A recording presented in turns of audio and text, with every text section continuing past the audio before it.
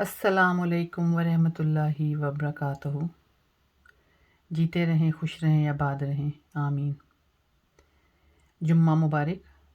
और जो husband wife की रिलेशनशिप की सीरीज़ चल रही है, एपिसोड नंबर 7 के साथ आपकी खिदमत में हाजिर हूँ। और आज मैं शुरू करूँगी कुरान पाक की सूरत माइदा, जो कि सूरत नंबर 5 है, और इसकी आयत नंबर 5 से ये शुरू होती है। तो अल्लाह ताला ने बड़े ख़ूबसूरत तरीके से जगह जगह पे अज़वाजी रिश्तों को बयान किया गया है और मर्द और औरतों को बयान किया गया है। तो इस आयत में जो अल्लाह ताला ने शुरू में कहा, जो बड़ी ख़ूबसूरत आयत मुझे लगी, कि इसमें अल्लाह ताला फरमा रहे हैं कि मैंने तुम्हारे लिए कुछ चंद चीज़ें हराम करके बाकी तुम्हारी सारी चीज़ों को हलाल कर दिया गया है।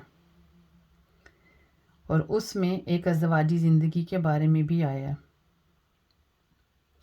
यानी ज़रा खाने पीने पे जो अल्लाह ताला ने कुछ चीज़ों को हराम करार दिया है, उसके बाद उन्होंने कहा है कि हलाल की तरफ आओ। तो अज़वाजी ज़िंदगी का उसमें बहुत बड़ा रोल है कि मोमिन औरतें मोमिन मर्दों से शादी करें और मोमिन मर्द मोमिन औरतों से शादी करें। और इतने खूबसूरत तरीके से बयान किया गया है कि जब तुम इनका महर अदा कर दो तो अपनी अज़वाजी ज़िंदगी शुरू करो अपनी रिस्पॉन्सिबिलिटीज़ के साथ। महर जिनसी ताल्लुक़ के लिए शादी जायज़ नहीं है कि सिर्फ़ नीयत ये हो कि मुझे अपनी जिस्मानी तस्कीन के लिए शादी करनी है। ये शर्त नहीं है शादी की। उसके पीछे बहुत बड़ा मकसद है कि दोनों मियाँ बीवी एक दूसरे के हम आहंग हों, उनके दिमाग मिलते हों और वो एक अच्छी ज़िंदगी शुरू कर सकें और निकाह करके शुरू करें। और दोनों की ज़िंदगियां जब इस बेस पे शुरू होंगी कुरान को पढ़ के, तो आप ये अंदाज़ा लगा सकते हैं कि वो घर कैसे जन्नत नहीं बनेगा। और इसी आयत के आखिर में आता है कि जो लोग अल्लाह ताला के हुक्म पे चलते हैं और अपने कुरान की शराइत को पूरा करते हैं, वो जन्नत की ज़िंदगी गुजारते हैं। लेकिन इसके लिए शर्त ये है, जो आखिरी लाइन में अल्लाह ताला ने बयान किया, कि इसमें ये नहीं हो सकता कि आधे जज्बात तुम्हारे अपने हों और आधे तुम लोग कुरान के कानून को फॉलो करो। ऐसे नहीं होता। आपको पूरे का पूरा कुरान पढ़ के उसको फॉलो करना पड़ता है। यानी इसमें मुझे ऐसे समझ आती है, इसकी मैं एग्जांपल ऐसे दे दूं कि जब हम कोई ग्रेजुएशन करते हैं, कोई डिग्री करते हैं, तो जैसे अगर मैं MBBS की डिग्री कर रही हूँ, डॉक्टर बन रही हूँ, तो मैं जब डॉक्टर बनूंगी तो मैं आधी डिग्री डॉक्टर की और आधी ज़िंदगी जो डिग्री होगी मैं वकील की के साथ डॉक्टरी नहीं कर सकती। तो मुझे 100% MBBS ही की करनी चाहिए, तो ही मैं MBBS डॉक्टर बनूंगी। तो इसकी मिसाल ऐसी है कि जब हम कुरान को पढ़ें तो पूरे का पूरा उसको फॉलो करने की कोशिश करें। उसके अंदर हमारे अपने जज्बात नहीं आने चाहिए। अगली है सूरत तौबा। ये है कुरान पाक की सूरत नंबर 9 और इसकी आयत है 67। इसमें अल्लाह ताला मुनाफिक मर्दों और मुनाफिक औरतों की बात कर रहे हैं कि जो मर्द और औरत, हस्बैंड वाइफ नहीं कहा गया, जो मर्द और औरत कहा गया इसमें, कि जो मर्द और औरत अपने जज्बात की तस्कीन करते हैं और दूसरों को तलकीन करते हैं और अच्छे काम करने से रोकते हैं, तो उन मर्द और औरतों का जिक्र किया गया।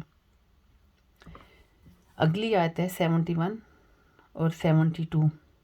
देखें, उस पहली आयत में अल्लाह ताला ने मुनाफिक मर्दों और मुनाफिक औरतों का कहा गया। ये बड़ी खूबसूरत सीक्वेंस आती है आयत में कि आप ये देखेंगे जब ये पढ़ेंगे कि जहाँ जन्नत का जिक्र है वहाँ जहन्नम का जिक्र है, जहाँ पहले जहन्नम है वहाँ जन्नत है। तो अल्लाह ताला आपको दोनों चीज़ें साथ साथ बता रहा है।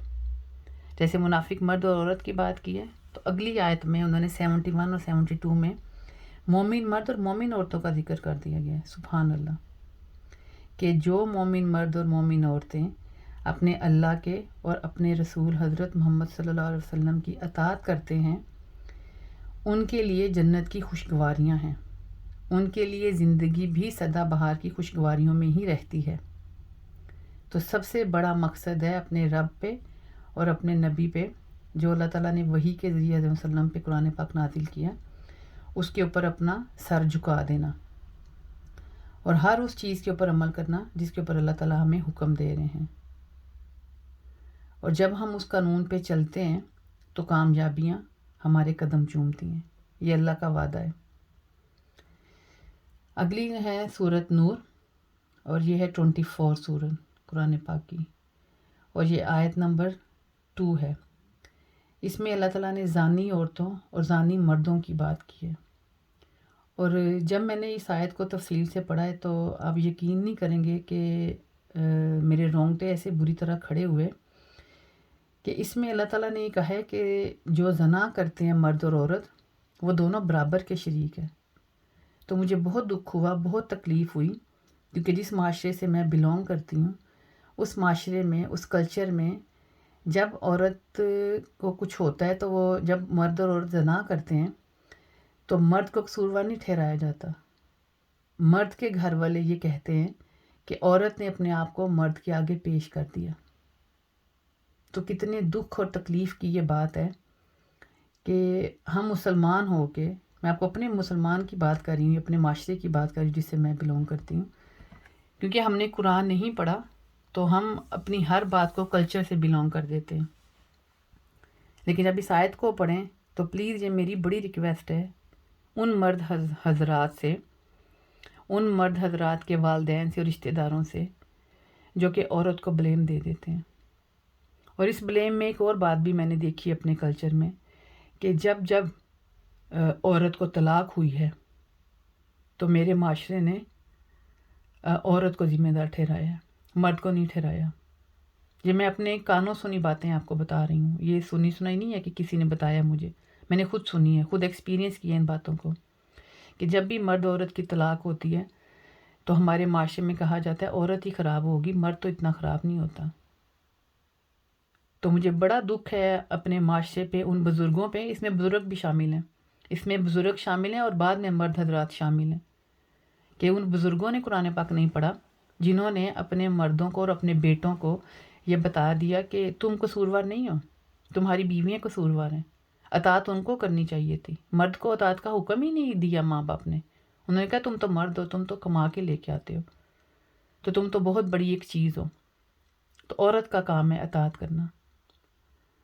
تو اس آیت کو اگر ہم لوگ پڑھیں، ہمارے بزرگ پڑھیں، تو آپ مجھے یہ خود بتائیں سوچ کے کہ کیسے ہو سکتا ہے کہ ہمارا معاشرہ جنت نہ بنے۔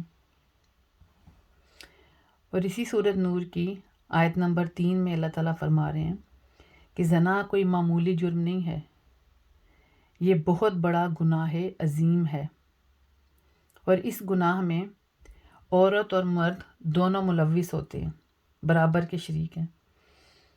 اور یہ سب سے بڑا گناہ اس لیے کہا گیا ہے کہ حیوان اور انسان میں سب سے بڑا فرق یہ ہے کہ حیوان کو، جانور کو سوچنے کی تمیز نہیں ہے، تو اگر وہ اپنی جسمانی تسکین کے لیے جانوروں والے کام کرتا ہے تو اگر ہم انسان بھی اسی طرح ہی کریں جانور کی طرح تو پھر ہمارے میں اور اس میں فرق نہیں رہتا۔